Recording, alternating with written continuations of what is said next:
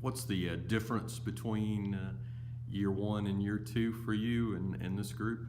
I think just having the opportunity to get familiar with one another. I think coming into it, there was a lot of unknowns, and we didn't know much about them. They didn't know much about who we were and what our expectations were. But I think the more time that we had to be around one another, we've kind of developed a relationship that can coexist. With them giving a lot and us, giving a little in terms of trying to continue to make them better and continue to improve. Feel like that just talking to a couple of your players there said they feel like they've kind of maybe tried to develop a little of your mentality. What do you feel like you bring as a guy who doesn't sit down much over on the bench over there? If they are trying to develop my mentality, I feel sorry for them later in life. No, I'm just kidding.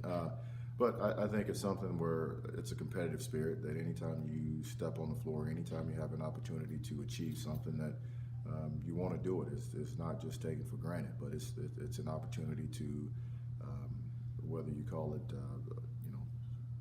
proving something to yourself or just the ability to always want to do well. I think that's kind of the message that we try to send every day. So, what do you feel like makes him special?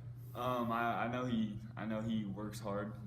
He does whatever he can in his hands to make us be the best. He watches film. He spends long nights here, and he wakes up early, gets here, watches film.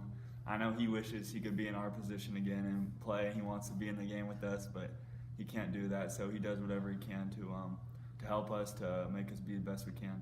Do you guys talk at all about winning games, or does that maybe changing some things and doing things in the manner that you want to do them, and maybe the victories kind of take care of themselves? Yeah, I think winning and losing typically is a byproduct of what you've done leading up to a certain point. And a lot of times we like to feel like we know how game situations are going to go when we leave practice the day before.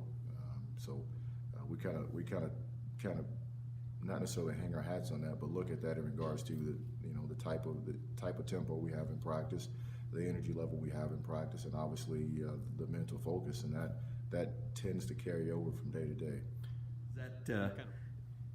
Do you guys get a little something from that when you look over to the bench, and do you feel like that helps? Definitely. He's always on his toes. It's his competitive nature, and that definitely runs through us. We're always trying to pick each other up, always have that extra energy whenever, even through like maybe third quarter when it just seems to drag on. He's always up, and he's always wanting us to get better, I guess.